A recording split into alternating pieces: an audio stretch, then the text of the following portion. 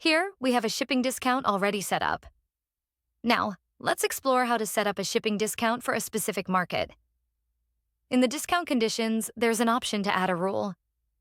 Here, you can select the Markets option.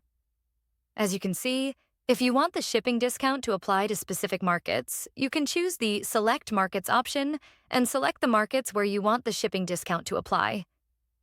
Please note, if you have a parent market set up with various other markets inside it, but some of these markets also exist separately on your market list, like the Australia and Canada markets in my store, you need to select these separately.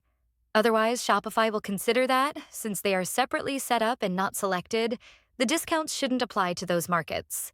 For this offer, we will apply it to the international market, as well as the Indian, Australian, and Canadian markets. However, we won't apply this to the Mexican market.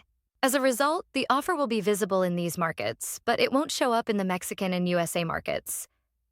If you want this offer to exclude these markets but include the rest, you can select the Is Not option. This is how easily you can set up market-specific shipping discounts.